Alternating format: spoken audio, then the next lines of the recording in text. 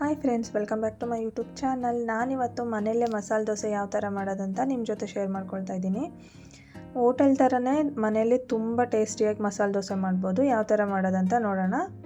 ನಾನಿಲ್ಲಿ 1 ಗ್ಲಾಸಷ್ಟು ದೋಸೆ ರೈಸ್ ತೊಗೊಂಡಿದ್ದೀನಿ. ನೀವು ಸೊಸೈಟಿ ರೈಸಲ್ಲಿ ಕೂಡ ನಾವು ಮಾಡ್ಕೊಳ್ಬೋದು, ತುಂಬ ಚೆನ್ನಾಗಿ ಬರುತ್ತೆ ದೋಸೆ. ಅರ್ಧ ಗ್ಲಾಸಷ್ಟು ಅವಲಕ್ಕಿ ತೊಗೊಂಡಿದ್ದೀನಿ, 1/4 ಗ್ಲಾಸಷ್ಟು ಉದ್ದಿನಬೇಳೆ, 2 ಸ್ಪೂನಷ್ಟು ಕಡಲೆಬೇಳೆ ಹಾಕ್ಕೊಳ್ತಾ ಇದ್ದೀನಿ, ಮತ್ತು 1/4 ಟೀ ಸ್ಪೂನಷ್ಟು ಮೆಂತ್ಯ ಹಾಕ್ಕೊಳ್ತಾ ಇದ್ದೀನಿ. ಇಷ್ಟನ್ನು ಇವಾಗ ನೀರು ಹಾಕಿ ಒಂದು 5 to 6 ಟೈಮ್ಸ್ ಚೆನ್ನಾಗಿ ವಾಶ್ ಮಾಡ್ಕೊಳ್ಬೇಕು. ಏಕೆಂದರೆ ಅಕ್ಕಿಲಿ ತುಂಬ ಧೂಳಿರುತ್ತೆ, ಅವಲಕ್ಕಿಲೂ ಕೂಡ ಅಷ್ಟೇ. ಇದನ್ನು ಚೆನ್ನಾಗಿ ವಾಶ್ ಮಾಡಿ, ನಿಮಗೆ ಟೈಮ್ ಇಲ್ಲ ಅಂದರೆ 4 ಅವರ್ಸ್ ನೆನೆಯೋದಕ್ಕೆ ಬಿಟ್ಟರೆ ಸಾಕು. ಟೈಮ್ ಇದ್ದರೆ ಒಂದು 5 to 6 ಅವರ್ಸ್ ನೆನೆಸ್ಬೇಕು. ನೋಡಿ, ನಾನಿವಾಗ ಚೆನ್ನಾಗಿ ವಾಶ್ ಮಾಡಿ ನೀರು ಹಾಕ್ಬಿಟ್ಟು 6 ಅವರ್ಸ್ ನೆನೆಯೋದಕ್ಕೆ ಬಿಟ್ಬಿಡ್ತೀನಿ. ನೋಡಿ, 6 ಅವರ್ಸ್ ಆದಮೇಲೆ ಅಕ್ಕಿ, ಉದ್ದಿನಬೇಳೆ, ಕಡಲೆಬೇಳೆ ಎಲ್ಲ ಚೆನ್ನಾಗಿ ನೆಂದಿದೆ. ಇವಾಗ ಇದನ್ನು ಮಿಕ್ಸರ್ ಮಾಡ್ಕೊಳ್ಬೇಕು. ನೀವು ಜಾಸ್ತಿ ಮಾಡ್ತಿದ್ದೀರಾ, ಮನೇಲಿ ಜಾಸ್ತಿ ಜನ ಇದ್ದು ಜಾಸ್ತಿ ನೆನೆಸಿದ್ದೀರಾ ಅಂತಂದರೆ ನೀವು ಗ್ರೈಂಡರ್ ಯೂಸ್ ಮಾಡಿ ಹಾಕ್ಕೊಂಡ್ರೆ ಕೂಡ ಚೆನ್ನಾಗಾಗುತ್ತೆ, ಬೇಗ ಆಗುತ್ತೆ. ಇಲ್ಲ ಗ್ರೈಂಡರ್ ಇಲ್ಲ ಅಂದರೆ ಮಿಕ್ಸರಲ್ಲಿ ಹಾಕ್ಕೊಂಡ್ರೂ ಕೂಡ ತುಂಬ ಚೆನ್ನಾಗಿ ಬರುತ್ತೆ. ನಾನಿವಾಗ ಮಿಕ್ಸರ್ ಜಾರ್ಗೆ ಟ್ರಾನ್ಸ್ಫರ್ ಮಾಡ್ಕೊಳ್ತಾ ಇದ್ದೀನಿ ಅಕ್ಕಿನ. ನೀರು ಹಾಕ್ಬಿಟ್ಟು ಇದನ್ನು ಸ್ಮೂತ್ ಪೇಸ್ಟ್ ಮಾಡ್ಕೊಳ್ಬೇಕು. ಒಂದೇ ಸಲ ಜಾಸ್ತಿ ನೀರು ಹಾಕ್ಬೇಡಿ, ಸ್ವಲ್ಪ ಸ್ವಲ್ಪ ನೀರು ಹಾಕ್ಕೊಂಡು ಸ್ಮೂತ್ ಪೇಸ್ಟ್ ಮಾಡ್ಕೊಳ್ಬೇಕು. ನೋಡಿ, ಈ ಥರ ಮಾಡ್ಕೊಳ್ಬೇಕು. ಇದನ್ನು ಫರ್ಮೆಂಟ್ ಆಗೋದಕ್ಕೆ ಒಂದು 8 ಅವರ್ಸ್ ಬಿಟ್ಬಿಡಬೇಕು. ರಾತ್ರಿ ರುಬ್ಬಿಟ್ರೆ ಬೆಳಗ್ಗೆ ಅಷ್ಟರಲ್ಲಿ ಚೆನ್ನಾಗಿ ಫರ್ಮೆಂಟ್ ಆಗಿರುತ್ತೆ. ಬ್ರೇಕ್ಫಾಸ್ಟ್ಗೆ ದೋಸೆ ಮಾಡ್ಕೊಳ್ಳೋಕೆ ಚೆನ್ನಾಗಿರುತ್ತೆ. ನಾನು ಕೂಡ ಇಲ್ಲಿ ರಾತ್ರಿನೇ ರುಬ್ಬಿಟ್ಟಿದ್ದೀನಿ. ಇದನ್ನು 8 ಅವರ್ಸ್ ಫರ್ಮೆಂಟ್ ಆಗೋದಕ್ಕೆ ಬಿಡ್ತಾಯಿದ್ದೀನಿ.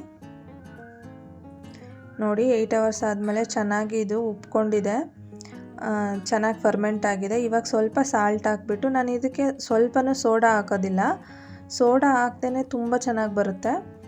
ಇದನ್ನು ಚೆನ್ನಾಗಿ ಮಿಕ್ಸ್ ಮಾಡಿ ಒಂದು 5 ಮಿನಿಟ್ಸ್ ಬಿಟ್ಬಿಡ್ತೀನಿ ಉಪ್ಪು ಹಾಕಿದ್ಮೇಲೆ. ಅಷ್ಟರಲ್ಲಿ ದೋಸೆ ಮೇಲೆ ಕೆಂಪು ಚಟ್ನಿ ಹಾಕ್ತೀವಲ್ಲ, ಆ ಚಟ್ನಿ ರೆಡಿ ಮಾಡ್ಕೊಳ್ಳೋಣ. ಚಟ್ನಿ ಮಾಡ್ಕೊಳ್ಳೋದಕ್ಕೆ ಈರುಳ್ಳಿ, ಕಡಲೆ ಮತ್ತು ಮೆಣಸು, 1 ಬೆಳ್ಳುಳ್ಳಿ ತೊಗೊಂಡಿದ್ದೀನಿ. ಈರುಳ್ಳಿ ಅರ್ಧ ಈರುಳ್ಳಿ ಸಾಕು. ಮತ್ತು ಬ್ಯಾಡಗಿ ಮೆಣಸಿನ್ಕಾಯಿ, ಖಾರದ ಮೆಣಸಿನ್ಕಾಯಿ, ರೆಡ್ ಚಿಲ್ಲಿ ಅದು 3 ತೊಗೊಂಡಿದ್ದೀನಿ. ಮೆಣಸಿನ್ಕಾಯಿನ ನೀರಲ್ಲಿ ಒಂದು 10 ಮಿನಿಟ್ಸ್ ನೆನೆಸಿಡಬೇಕು. ನೋಡಿ, 10 ಮಿನಿಟ್ಸ್ ಆದಮೇಲೆ ಚೆನ್ನಾಗಿ ನೆಂದಿದೆ. ಇವಾಗ ಮೆಣಸಿನ್ಕಾಯಿನ ಮಿಕ್ಸರ್ ಜಾರ್ಗೆ ಟ್ರಾನ್ಸ್ಫರ್ ಮಾಡ್ಕೊಳ್ತಾ ಇದ್ದೀನಿ.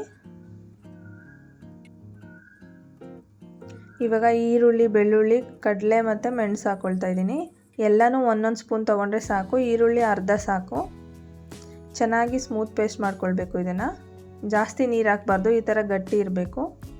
ನೋಡಿ, ಚಟ್ನಿ ರೆಡಿ ಆಯಿತು. ಇವಾಗ ಪಲ್ಯ ಮಾಡ್ಕೊಳ್ಳೋಣ. ಪಲ್ಯ ಮಾಡ್ಕೊಳ್ಳೋದಕ್ಕೆ ನಾನು ಇಲ್ಲಿ ಪ್ಯಾನ್ ಇಟ್ಕೊಂಡು ಅದಕ್ಕೆ 4 to 5 ಸ್ಪೂನ್ ಆಯಿಲ್ ಹಾಕ್ಕೊಳ್ತಾ ಇದ್ದೀನಿ. ಇದಕ್ಕೆ ಸಾಸಿವೆ ಹಾಕ್ಕೊಳ್ತಿದ್ದೀನಿ. ಸಾಸಿವೆ ಸ್ವಲ್ಪ ಸಿಡಿಯೋದಕ್ಕೆ ಸ್ಟಾರ್ಟ್ ಆದಮೇಲೆ ಉದ್ದಿನಬೇಳೆ ಹಾಕ್ಕೊಳ್ತಿದ್ದೀನಿ, 1/4 ಟೀ ಸ್ಪೂನಷ್ಟು, ಮತ್ತು ಒಂದು ಅರ್ಧ ಟೀ ಸ್ಪೂನಷ್ಟು ಕಡಲೆಬೇಳೆ ಹಾಕ್ಕೊಂಡಿದ್ದೀನಿ. ಒಣ ಮೆಣಸಿನ್ಕಾಯಿ ಹಾಕ್ಕೊಳ್ತಿದ್ದೀನಿ ಒಗ್ಗರಣೆಗೆ, ಮತ್ತು ಖಾರಕ್ಕೆ ಎಷ್ಟು ಬೇಕೋ ಅಷ್ಟು ಗ್ರೀನ್ ಚಿಲ್ಲಿ ಹಾಕ್ಕೊಂಡಿದ್ದೀನಿ. ದೋಸೆಗೆ, ಮಸಾಲೆ ದೋಸೆಗೆ ಕೆಂಪು ಚಟ್ನಿ ಹಚ್ಚೋದ್ರಿಂದ ಅದು ಆಲ್ರೆಡಿ ಖಾರ ಇರುತ್ತೆ, ಹಂಗಾಗಿ ನಾನು ಪಲ್ಯನ ಜಾಸ್ತಿ ಖಾರ ಮಾಡ್ತಾಯಿಲ್ಲ ಇಲ್ಲಿ. ಸೊ ಒಂದು 3 to 4 ಮೆಣಸಿನ್ಕಾಯಿ ಹಾಕ್ಕೊಂಡಿದ್ದೀನಿ ಅಷ್ಟೇ. ಈರುಳ್ಳಿ ಹಾಕ್ಕೊಳ್ತಿದ್ದೀನಿ.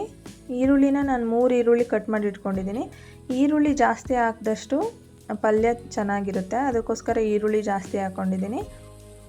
ಪಲ್ಯದಲ್ಲಿ, ಆಲೂಗೆಡ್ಡೆ ಪಲ್ಯದಲ್ಲಿ ದೋಸೆ ಜೊತೆಗೆ ಮಾಡುವಾಗ ಈರುಳ್ಳಿ ಕ್ರಂಚಿಯಾಗಿದ್ರೇ ತುಂಬ ಚೆನ್ನಾಗಿರುತ್ತೆ. ಅದಕ್ಕೋಸ್ಕರ ಜಾಸ್ತಿ ಫ್ರೈ ಮಾಡಬೇಡಿ, ಕೆಂಪುಗಾಗೋ ಥರ ಎಲ್ಲ ಫ್ರೈ ಮಾಡೋಕ್ಕೆ ಹೋಗಬೇಡಿ. ಸ್ವಲ್ಪ ಟ್ರಾನ್ಸ್ಪರೆಂಟ್ ಆಗೋವರೆಗೂ ಫ್ರೈ ಮಾಡಿದ್ರೆ ಸಾಕಾಗುತ್ತೆ. ಇವಾಗ ಇದಕ್ಕೆ ಸ್ವಲ್ಪ ಉಪ್ಪು ಹಾಕ್ಕೊಳ್ತಾ ಇದ್ದೀನಿ. ನಾನು ಆಲೂಗೆಡ್ಡೆಗೂ ಕೂಡ ಉಪ್ಪಾಕಿ ಬೇಯಿಸಿಟ್ಕೊಂಡಿರೋದ್ರಿಂದ ಇಲ್ಲಿ ಸ್ವಲ್ಪ ಉಪ್ಪು ಹಾಕ್ಕೊಂಡಿದ್ದೀನಿ. ನೀವು ಲಾಸ್ಟಲ್ಲಿ ರುಚಿ ನೋಡಿಬಿಟ್ಟು ಕೂಡ ಹಾಕ್ಕೊಳ್ಬೋದು. ಅರ್ಧ ಸ್ಪೂನಷ್ಟು ಅರಿಶಿನ ಪುಡಿ ಹಾಕ್ಕೊಂಡಿದ್ದೀನಿ. ಅರಿಶಿನ ಪುಡಿ ಹಾಕಿ ಚೆನ್ನಾಗಿ ಮಿಕ್ಸ್ ಮಾಡ್ಕೊಳ್ತಾ ಇದ್ದೀನಿ. ನೋಡಿ, ಇಷ್ಟು ಫ್ರೈ ಆದರೆ ಸಾಕು ಈರುಳ್ಳಿ, ಇದಕ್ಕಿಂತ ಜಾಸ್ತಿ ಏನು ಫ್ರೈ ಆಗೋದೇನು ಬೇಡ.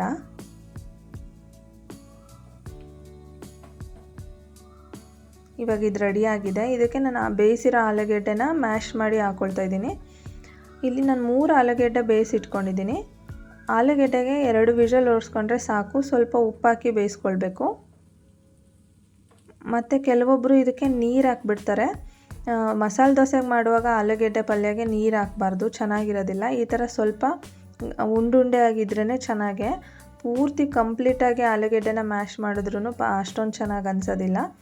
ಅದಕ್ಕೋಸ್ಕರ ಈ ಥರ ಮಾಡ್ಕೊಂಡು ನೋಡಿ, ತುಂಬ ಚೆನ್ನಾಗಿರುತ್ತೆ. ಇವಾಗ ಕೊತ್ತಂಬರಿ ಸೊಪ್ಪು ಹಾಕ್ಕೊಂಡಿದ್ದೀನಿ. ಕೊತ್ತಂಬರಿ ಸೊಪ್ಪು ಹಾಕಿ ಚೆನ್ನಾಗಿ ಮಿಕ್ಸ್ ಮಾಡ್ತಿದ್ದೀನಿ. ಇವಾಗ ಸ್ಟವ್ ಆಫ್ ಮಾಡ್ಕೊಂಡ್ಬಿಡ್ಬೇಕು. ಸ್ಟವ್ ಆಫ್ ಮಾಡಿಬಿಟ್ಟು ಲಾಸ್ಟಲ್ಲಿ, ಇದು ಆಪ್ಷನಲ್, ನಿಮಗೆ ಬೇಕಂದರೆ ಹಾಕ್ಕೊಳ್ಳಿ, ಇಲ್ಲಾಂದರೆ ಬೇಡ.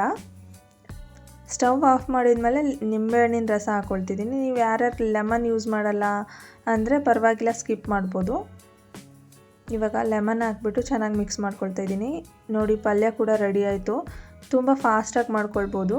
ಆಲೂಗೆಡ್ಡೆ ಒಂದು ಬೇಯಿಸಿಟ್ಕೊಂಡ್ರೆ ಫಸ್ಟೇ ತುಂಬ ಬೇಗ ಪಲ್ಯ ಮಾಡ್ಕೊಳ್ಬೋದು. ನೋಡಿ, ಪಲ್ಯ ರೆಡಿ ಆಯಿತು. ಇವಾಗ ದೋಸೆ ಮಾಡ್ಕೊಳ್ಳೋಣ.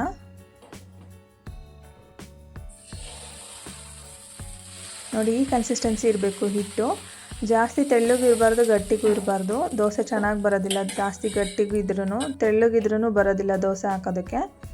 ತುಪ್ಪ ಹಾಕ್ಕೊಳ್ತಿದ್ದೀನಿ. ನೀವು ಯಾರ್ಯಾರು ತುಪ್ಪ ತಿನ್ನಲ್ಲ ಅಂದರೆ ಆಯಿಲ್ ಕೂಡ ಹಾಕ್ಕೊಂಡು ಮಾಡ್ಕೊಳ್ಬೋದು, ಚೆನ್ನಾಗಿ ಬರುತ್ತೆ. ಆದರೆ ಮಸಾಲೆ ದೋಸೆ ಅಂದರೆ ತುಪ್ಪ ಹಾಕಿದ್ರೇ ಟೇಸ್ಟ್ ಜಾಸ್ತಿ ಅಲ್ವಾ, ಸೊ ತುಪ್ಪ ಹಾಕ್ಕೊಳ್ತಿದ್ದೀನಿ. ಇವಾಗ ಕೆಂಪು ಚಟ್ನಿ ಮಾಡಿಟ್ಕೊಂಡಿದ್ನಲ್ಲ, ಅದನ್ನು ಕೂಡ ಸ್ಪ್ರೆಡ್ ಮಾಡ್ಕೊಳ್ತಿದ್ದೀನಿ. ಇದು ಜಾಸ್ತಿ ಖಾರ ಇರುತ್ತೆ, ಸ್ವಲ್ಪ ಲೈಟಾಗಿ ಸ್ಪ್ರೆಡ್ ಮಾಡ್ಕೊಳ್ಬೇಕು.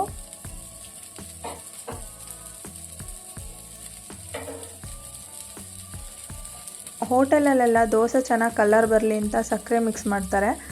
ಅದೇನು ಮಿಕ್ಸ್ ಮಾಡೋದೇ ಬೇಡ. ನಾನು ಎಷ್ಟು ಇಂಗ್ರೀಡಿಯೆಂಟ್ಸ್ ತೋರಿಸಿದ್ದೀನೋ ಅಷ್ಟು ಇಂಗ್ರೀಡಿಯೆಂಟ್ಸ್ ಯೂಸ್ ಮಾಡಿ ದೋಸೆ ಮಾಡ್ಕೊಂಡು ನೋಡಿ, ತುಂಬ ಚೆನ್ನಾಗಿ ಬರುತ್ತೆ. ನೋಡ್ಬೋದು, ಇಲ್ಲಿ ನಾನು ತೋರಿಸ್ತೀನಿ. ಇವಾಗ ಲಾಸ್ಟಲ್ಲಿ ದೋಸೆ ತೆಗಿಯೋ ಟೈಮ್ಗೆ ಆಲೂಗೆಡ್ಡೆ ಪಲ್ಯ ಹಾಕ್ಕೊಂಡಿದ್ದೀನಿ.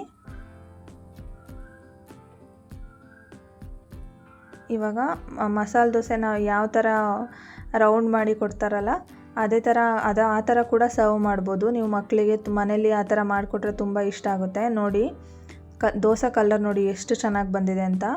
ತುಂಬ ಚೆನ್ನಾಗಿ ಬರುತ್ತೆ ಮತ್ತು ಟೇಸ್ಟ್ ಕೂಡ ತುಂಬ ಚೆನ್ನಾಗಿರುತ್ತೆ. ನೀವು ಕೂಡ ಮಾಡಿ ನೋಡಿ.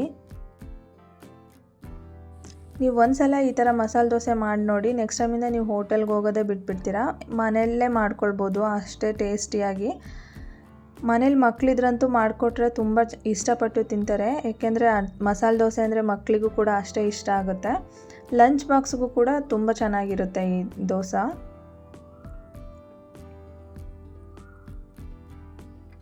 ನೋಡಿ, ನಾನಿಲ್ಲಿ ಇನ್ನೊಂದು ದೋಸೆ ಮಾಡ್ತಾಯಿದ್ದೀನಿ.